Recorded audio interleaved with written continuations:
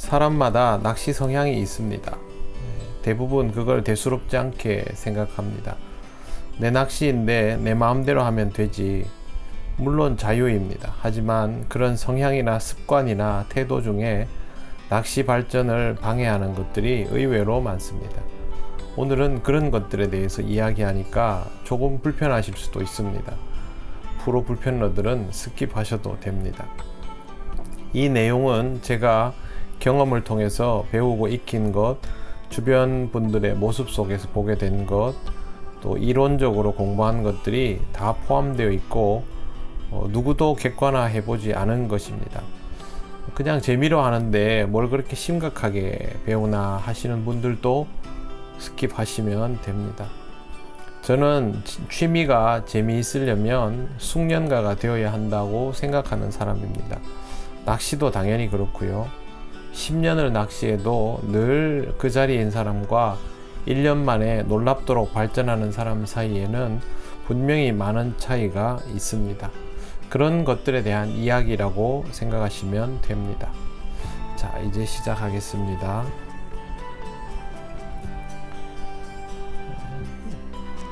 나는 큰 고기가 아니면 안 잡아. 특히 우리나라 사람들은 대물 좋아하시죠. 저도 큰 고기 좋아합니다. 큰 고기 싫어하는 사람 어디 있겠어요. 그런데 큰 고기가 마리수로 나오는 곳은 없어요. 그럴 때가 가끔은 있겠지만 항상 그렇지는 않습니다. 큰 고기는 경계심이 크고 마리수 구경이 어렵죠. 그러면 결국에는 하루에 한두 마리 잡는 낚시가 됩니다. 아니면 밤낚시 경계심이 좀 누그러질 때 하거나 산란철 특수를 경험하거나 그렇게 되죠. 그런데 이렇게 하더라도 지극히 제한적인 떡밥, 지극히 제한적인 기법 그렇게 구사할 수밖에 없어요. 그러다 보면 상황에 자기 자신을 가두게 되죠. 낚시 기술이 한정되어 있기 때문에 다른 것들을 생각하지 않게 됩니다. 큰 고기 낚시를 계속 고집하다 보면 자기도 모르게 폭이 좁아지는 걸 느낄 수 있습니다. 떡밥의 터치도 대형어들은 확산이 적고 수분이 많은 그런 법들 위주가 됩니다. 그렇기 때문에 떡밥 터치를 다양하게 공부해야 된다 하면 이런 상황의 낚시는 별로 좋지 않죠. 보통 우리가 대형어를 잡기 위해서 선호하는 특수가 있죠. 보통 보면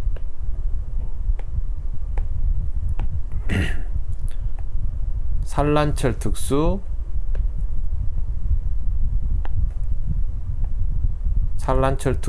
오름수위 특수, 밤낚시 특수, 또 겨울에는 수로 특수.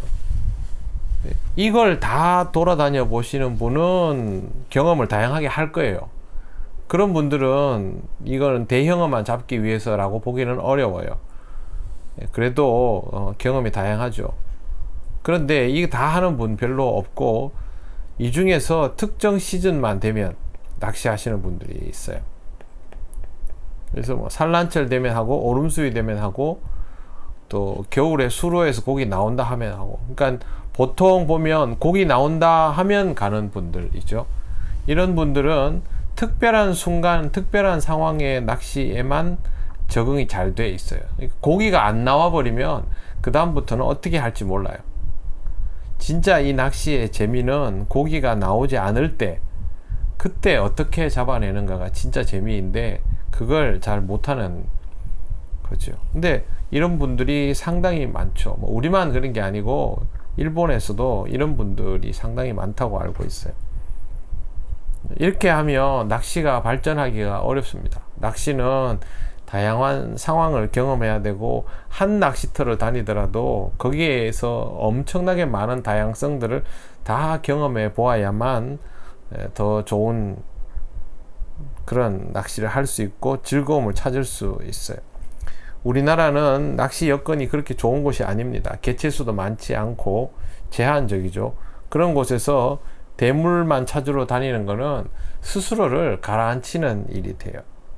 어디든 일단 마리수 손맛을 볼 수 있는 곳을 기반으로 낚시를 하고 그 다음에 하는 게 좋아요. 두세 곳을 정해서 그곳을 꾸준히 다니는 것이 제일 좋습니다. 그래야 기량 발전에 기복이 없어요. 해법은 기본적으로 개체수가 보장이 되는 것을 우선적으로 다녀야 돼요. 그리고 대형어 낚시도 필요해요. 예, 당연히 이것도 공부를 해야죠. 잔챙이 잡는 방법으로는 대형어를 못 잡으니까 실력이 향상되려면 결국에는 둘 모두를 해야 되는데, 굳이 비율을 말하자면 개체수가 대형어보다 우선이에요. 환경 좋은 곳에서 낚시하는 것이 굉장히 중요합니다.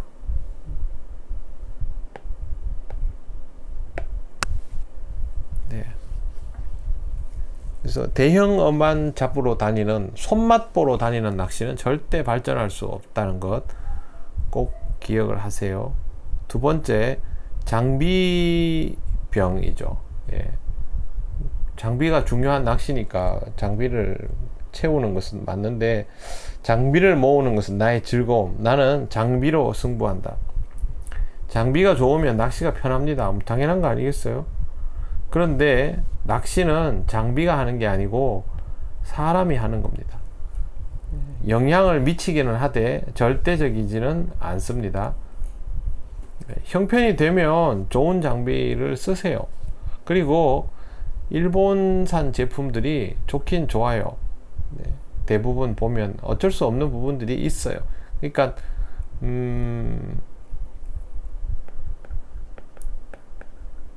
난이도를 요하는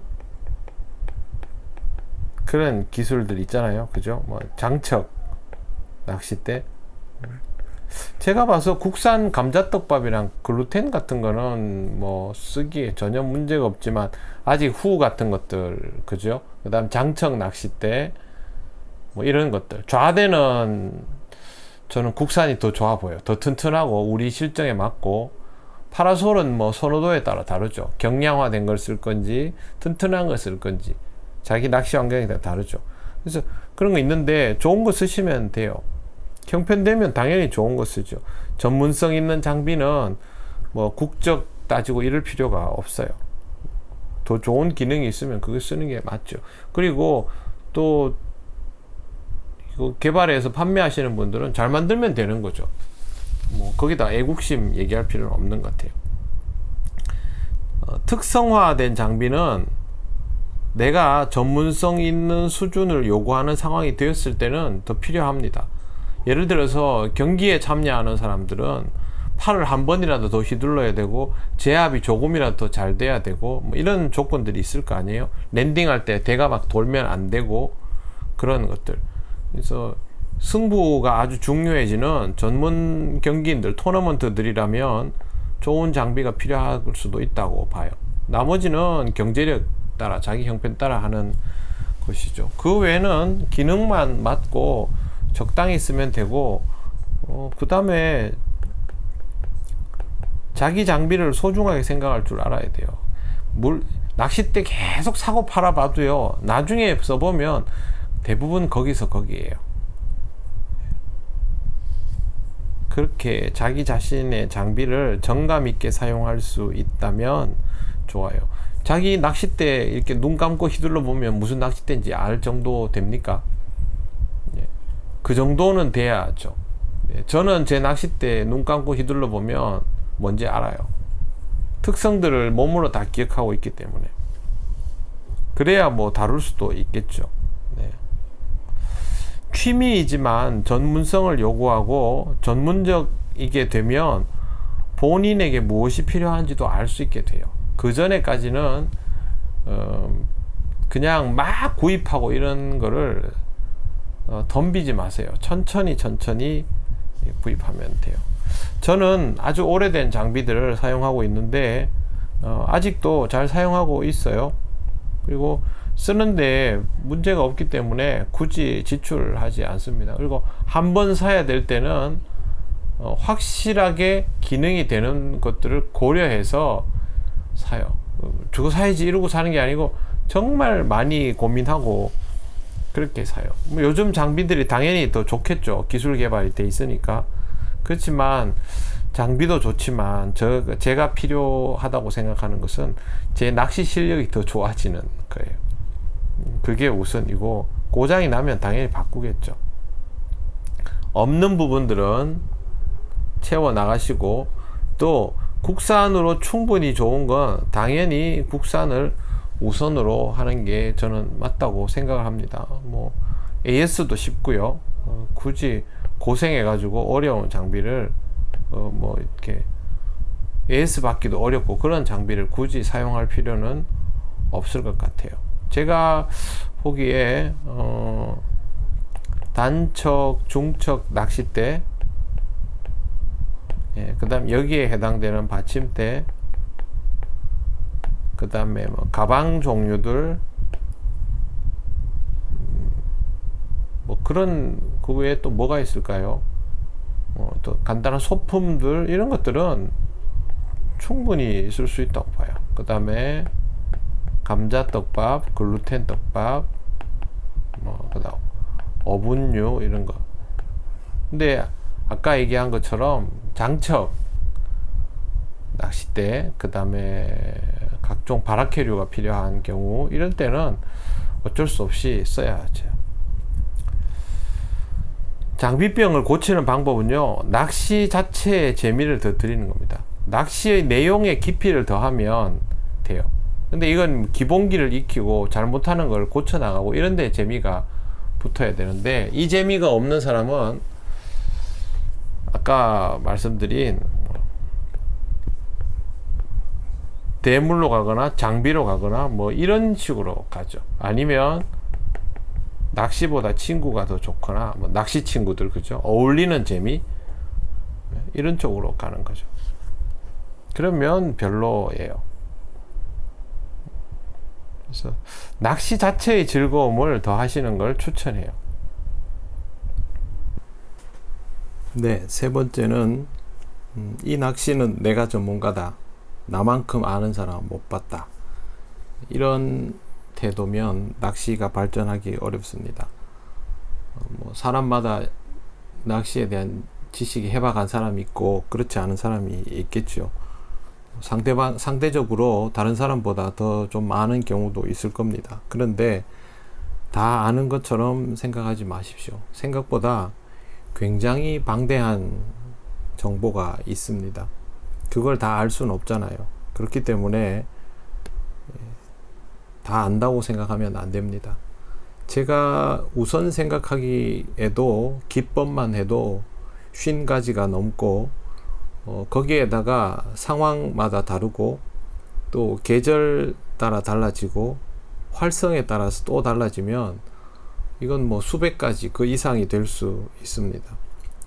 이런 것들을 이론적으로만 이야기해도 방대하지만 또 완성도 있게 구사하려면 더 세부적인 지식과 기술이 필요하겠죠. 그래서 이 낚시는 평생을 해도 모자랍니다. 모든 사람이 그렇게 하도록 그 정도 실력을 쌓으라, 그런 의미는 아닙니다. 아닌데 조금 아는 것으로 다 아는 것처럼 하지 말라는 것이죠. 저도 이 부분을 굉장히 조심을 하고, 제가 확인한 부분에 대해서도 재차 확인하는 것을 반복을 합니다. 유튜브를 하게 된 것도 스스로 공부를 하기 위해서 사실 시작한 거예요. 다른 사람들에게 보여줘 가면서 낚시를 해야 될 거면 내가 지금보다 조금 더 정확하게 구사하고 더 열심히 공부하겠다라는 생각으로 시작을 한 겁니다. 그리고 제가 아는 거가 있으면 좀 나누려고 했던 것이지, 나는 알고 여러분들은 잘 모르니까 내가 가르쳐주면 이렇게 해라, 이런 마음으로 한 거 아닙니다. 실제로 우리나라에 저보다 낚시 잘하는 고수분들 굉장히 많습니다. 당연하지 않겠습니까? 저는 아직도 공부 중인 사람이고 아는 것보다 모르는 게 훨씬 많습니다. 그래서 한번 고기를 많이 잡더라도 그게 완벽한 답이다 라고 생각하지 않고 다음에 다시 한번 확인하는 작업을 거칩니다.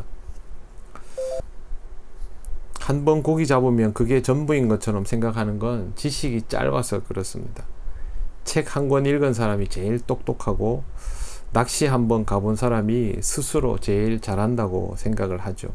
하나로 전부를 판단하지 마시고 그냥 경험을 쌓으면서 조금씩 정리해 나가는 습관을 가지는 것이 좋습니다. 다니던 저수지를 꾸준하게 다니고 그곳의 변화를 보면서 그 변화에 대응하는 연습을 하는 것이 필요합니다. 자연은 정말 변화무쌍합니다. 대응만 열심히 하면 경험이 쌓이고 실력이 늡니다. 그러니까 하나를 딱 단정지어서 답이라고 생각하지 말고 이 상황에서는 이게 맞고 저 상황에서는 저게 맞고, 그런데 내가 조금 더 열심히 하고 잘하면 뭔가 더 할 수 있겠구나, 그 정도만 생각해도 낚시는 굉장히 발전합니다. 아는 것은 확실하게 알고 모르는 것은 분명하게 모르는 것을 인정하면서 배워나가는 자세라면 이걸 극복해 나갈 수가 있습니다. 네 번째, 기본기 그딴 거 필요 없다, 이런 태도로 낚시하시는 분들 많죠. 뭐 개인 자유입니다. 잘하고 싶다면 이런 생각 가지면 안 된다는 거죠. 낚시 오래 하다 보면 실력이 는다, 늘 수도 있어요. 그런데 그건 천부적인 사람이겠죠. 나쁜 습관이 더 빨리 자라납니다. 이거 제가 장담합니다. 나쁜 습관은 한번 자라면 잘 고쳐지지 않습니다. 자랄수록 점점 고치기 어렵게 됩니다. 우리 그 일반 생활에서도 마찬가지죠. 좋지 못한 습관은 그냥 두면 나중에는 고치고 싶어도 못 고칩니다. 낚시에서 나쁜 습관이 잘 자라나는 가장 큰 이유는 기본을 무시하기 때문입니다. 기본이 무슨 말인지를 모르는 경우가 굉장히 많더라고요. 기본은요, 무언가를 세우는 근본입니다. 그래서 그걸 빼면 전체가 다 무너지게 됩니다. 이 낚시에서 기본이 무엇일까? 고기의 입장에서 생각하기. 그게 제일 먼저겠죠. 고기의 입장에서 생각하기. 그리고 기능적으로 기본이라고 하면 투척, 밥달기, 그 다음에 떡밥에 대한 기본 이해, 배합, 찌보기, 그 다음에 기법과 채비에 있어서의 가장 기본적인 규칙들, 이런 것들이죠. 그건 누가 이렇게 정해놓고 따라해 라고 한 것이 아니고 오랜 세월 동안 체계가 잡혀진 것들이에요. 그렇기 때문에 그렇게 정해진 데는 나름대로 이유가 있어요. 속꽃질이에서 목줄의 기본이 수심 3m 기준으로 30에 36이라고 하는 데는 나름대로 이유가 있는 거죠. 그걸 이해하지 못하고 거기서 변형을 시켜버리면 무엇에 근거해서 변형을 시켰는지를 모르게 되는 것이죠. 밥달기를 할 때도 마찬가지고 두 바늘을 써야 되는 이유, 왜 이런 모양의 찌를 써야 할까? 그게 가장 기본적인 것들이죠. 제가 찌맞춤을 얼마 전에 설명을 드렸는데 이유를 몰랐는데 이제 알겠다라는 분들이 많지 않아요? 근데 저는 낚시할 때 그것부터 사실 배웠어요. 그걸 모르고는 찌맞춤의 의미가 없어지기 때문에 그렇게 하는 것이죠. 그래서 기본이 무엇인가에 대해서 계속 생각해야 되고 그걸 채워 나가야 됩니다. 두 바늘을 쓰는데도 이유가 있고 빈 바늘을 다는데도 이유가 있고 투척을 왜 그렇게 해야 되는지, 뭐 그네를 태워라, 그 다음에 뭐 떨궈 넣기를 해라, 이것도 다 이유가 있죠. 밥달기 할 때 중심을 잘 잡고 뭐 센터를 맞추라, 바늘의 위치를 어떻게 해라, 다 이유가 있어요. 감자밥에는 바라케를 쓰지 않는 것도 이유가 있고, 이런 것들이 가장 기본적인 거예요. 근데 이런 것들을 좀 귀찮아하고 불편해해요. 많은 분들이 내림과 속꽃절이가 그게 그거지 뭐가 다르냐라고 얘기하는데 다르긴 다릅니다. 다른 걸 똑같다고 할 수는 없죠. 우리나라 사람이랑 일본 사람이랑 다르잖아요. 다릅니다. 생긴 게 비슷하다고 같다고 할 수는 없죠. 우선 원래 내림은 집어제가 윗바늘이 아니고 아랫바늘이었어요. 그것부터 다르죠. 그걸 바꾸면 기본이 바뀌는 것이죠. 지금 우리나라에서 구사하는 내림은 제가 보면 목줄의 길이, 그리고 찌맞춤 방법, 수심 측정, 이거는 그 대만에서 온 속공 낚시 스타일을 그대로 고수하는 것 같아요. 근데 집어제의 위치, 집어제를 구사하는 방식, 목내림과 되돌림을 보는 것은 속구질이 일본식 낚시에 더 가까워요. 왜 그러냐 하면 낚시터 환경이 그것과 더 비슷하기 때문에 그래요. 근데 본인이 구사하는 낚시가 어떤 식인지를 잘 모르는 경우가 많아요. 낚시를 잘 하시는 분들은 내림 낚시를 하시면서도 이 부분은 내가 차용해서 한다라고 이해를 하고 하거든요. 그러면 상관이 없어요. 제가 보기에도 내림 낚시를 하시는 분들, 바닥에서는 나는 내림 방식으로 구사하겠다 하는 분들 중에 보면 어떤 부분은 내가 그대로 원론적으로 사용하고 어떤 운영 부분에서는 차용한다 하면서 본인이 그 경계들을 구별할 줄 알아요.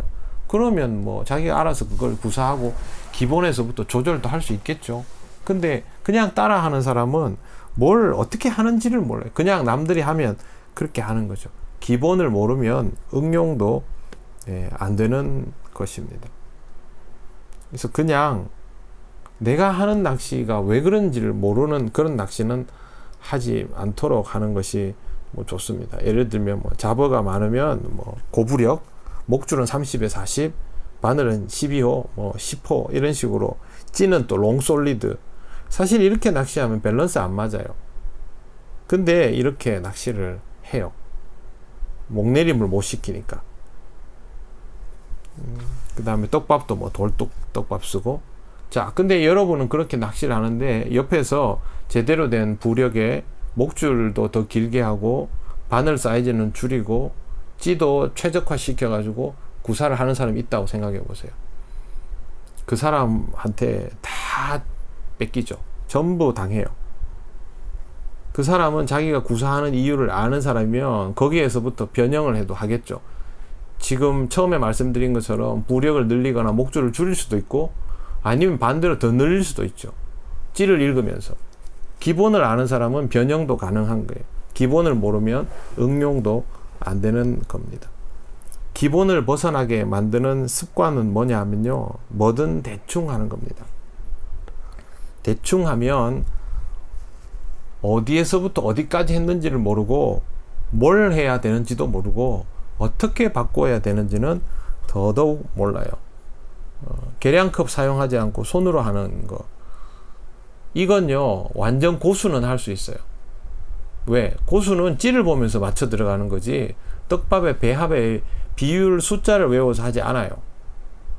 그 정도 실력 되시면 그냥 해도 돼요. 근데 그렇게 안 되면 계량컵으로 정확하게 해서 하세요. 아무 떡밥이나 갖다 줘도 조정해서 맞출 수 있는 실력이면 무시해도 됩니다. 블렌딩 할 때 시간의 경과, 배합의 순서, 그런 거 있죠. 배합의 순서, 뭐부터 넣어야 되고, 물을 흡수하는 시간차를 계산해서 넣어야 되고, 이런 거 무시하는 경우들도 있어요. 그러면 나중에 떡밥이 똑같은 떡밥을 놓고도 다른 형태가 돼버립니다. 물 먹는 속도가 달라지기 때문에. 이렇게 해서 고기를 잡아도 그건 정답이 아니에요. 왜? 다음에 그대로 못 하거든요. 상황이 바뀌면 대응도 못 하거든요. 뭐 이건 앞으로도 말씀을 드릴 텐데, 고기를 한번 잡았다고 낚시를 잘하는 게 아니에요. 낚시터는 상황이 계속 달라지기 때문에 바뀌었을 때 거기에 또 맞춰서 잡아내고, 바뀌면 또 맞춰서 잡아내고, 그 정도가 돼야 돼요. 한 번 맞췄다고 그렇게 하면 안 되죠. 밥달기를 대충 하는 것도 기본을 무시하는 거예요. 손 자세가 나쁜 것, 바늘과 손의 거리를 멀지 않도록 해라, 시선에서 멀지 않도록 해라, 이런 것들이 기본인. 센터를 잘 잡아라, 충분히 목줄을 깊이 갈라라. 근데 낚시하면서 이제 대충 해버리는 거죠. 그러면 또 이런 것들을 무시하게 되죠. 출조할 때마다, 낚시를 할 때마다, 떡밥을 달 때마다, 던질 때마다 연습이다 라고 생각하시고 하면 됩니다. 투척도 마찬가지입니다.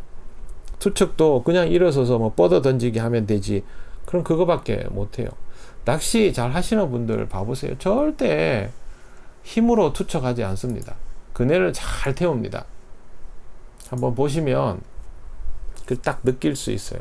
떡밥이 높이 하늘을 날아다니지 않고 적당하게 수면과 가까운 거리를 유지하다가 떡밥이 차분하게 떨어져 줍니다.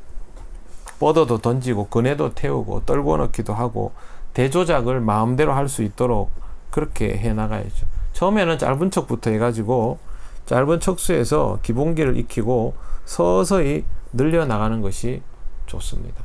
그래서 제가 초보자에게 맞는 낚시터가 있다고 말씀을 드린 거예요. 짧은 척부터 연습을 할 수 있고 개체수도 많고 이런 곳 있죠. 네. 이런 곳은 초보자들이 연습할 수 있어요. 지금 제가 가는 곳 같은 경우에는 제가 봐서 18척 정도는 돼야 고기 얼굴을 볼 수 있을 정도거든요. 근데 그걸 내가 18척을 제대로 구사를 못한다. 그러면 낚시를 가가지고도 떡밥 투척을 정밀하게 못할 거 아니에요. 그러면 하루 종일 고기 한두 번 얼굴 보고 끝이에요. 고기를 모아가지고 지속적으로 잡아내는 일이 안 됩니다. 그렇기 때문에 절대 그렇게 덤비면 안 돼요. 한 번 그렇게 해야 되고 연습을 하고 싶으면 제가 두 가지 방법을 알려드릴게요. 첫째는 좌대를 낮추어서 수면 가까이. 그러면 밥이 중간에 자꾸 수면에 걸립니다. 웬만큼 열심히 정교하게 던지지 않고서는 이게 어렵겠죠. 대부분 좌대 높이가 30cm 이상이죠. 저는 보통 한 뼘 이내로 합니다. 척수가 아주 길어지면 25척 이르면 이제 20에서 30 사이가 되고 15척 정도까지는 그냥 물에다 거의 붙이듯이 합니다. 일부러 연습하려고 그렇게 하고, 그 다음에 원줄도 길게 합니다. 우리가 일반적으로 알고 있기를 낚싯대가 이렇게 있으면 편납을 여기다 맞추죠. 그런데 편납을 여기 맞추는 분들도 있습니다. 왜 그러냐면 정확한 탄화는 이게 맞죠. 그렇죠. 이게 수심 정확한 길이 맞죠. 그래서 이렇게 합니다. 저는 15척, 16척까지 이렇게 했고, 요즘은 18척 정도도 이렇게 합니다. 21척도 하는데 연습 삼아 그렇게 하고요. 짧은 척은 무조건 이렇게 합니다. 우선은 이렇게 해서 연습을 하시고, 연습을 좀 더 난이도 있게 하고 싶다 하면 이 방법도 한번 생각을 해 보시는 게 좋습니다. 투척을 잘하는 게 중요하잖아요. 그래서 투척 연습까지 그렇게 한번 해보시기를 추천을 드립니다. 제가 지금 말씀드린 것들이 전부 기본이에요. 제가 유튜브에서 지금까지 말씀드린 것들은 뭐 특별하게 난이도가 높거나 응용한 게 없어요. 굉장히 기본적인 것들인데 많은 분들이 생소하게 생각하죠. 그건 이런 것들에 대한 정보 공유가 그만큼 안 된 채로 이 낚시의 역사가 흘러왔다라는 거예요.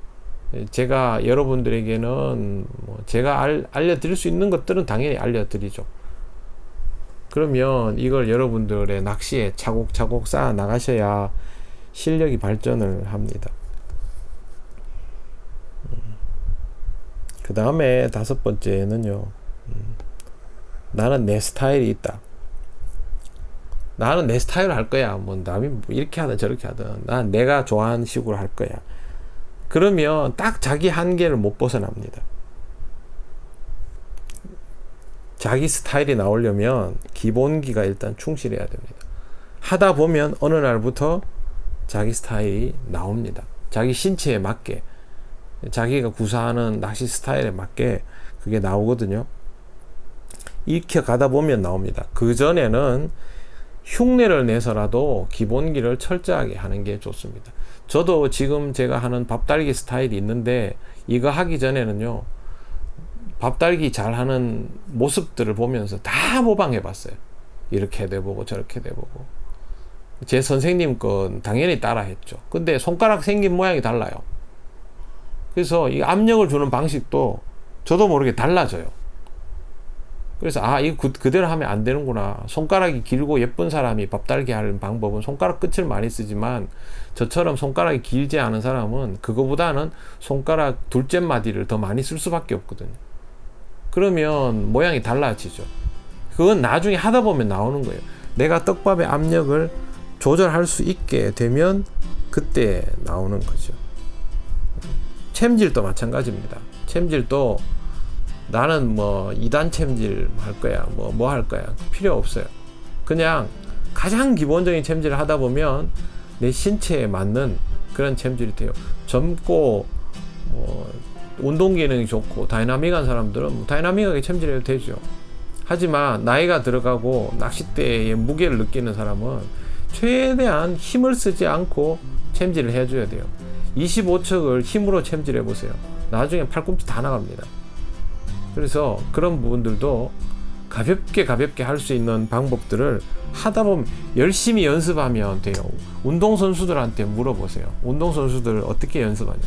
힘이 빠지고 나면, 기본기 연습을 열심히 하고 힘이 빠지고 나면 그때 자기 몸에 제일 최적화된 자세가 나와요. 그걸 몸이 기억하도록 만드는 거거든요. 그래서 이것도 그렇게 연습해야 돼요. 투척도 마찬가지. 힘 좋을 때 투척 되는 거랑 낚시를 몇 시간 하고 나서 힘이 빠졌을 때 투척하는 거랑은 다르거든요. 근데 그때도 될 정도가 되려면 몸이 기억하도록 만들어야 돼요. 반복을 하면 사람 몸에 있는 작은 근육들이 그걸 이제 기억을 하죠. 그러면 자연스럽게 할 수 있게 돼요. 그 다음에 기법입니다. 속고추리만 1년, 2년 연습하는 분들 있어요. 이건 나쁘지 않아요. 왜? 가장 기본적인 거니까 내가 이거 할 만한 곳에 가가지고 연습을 하겠다라고 마음 먹고 그렇게 연습하는 거는 저는 나쁘지 않다고 봐요.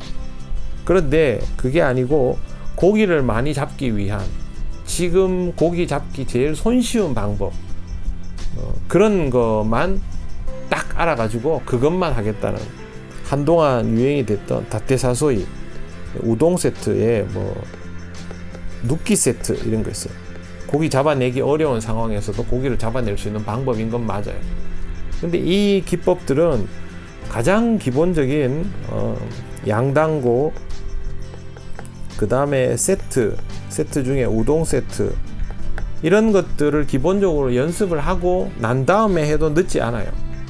근데 이것만 해가지고 낚시를 하겠다라고 하면 나중에 보면 이것밖에 할 줄 모르고 이게 안 맞는 상황이 되면 낚시를 거의 접어야 되는 그런 상태가 돼요.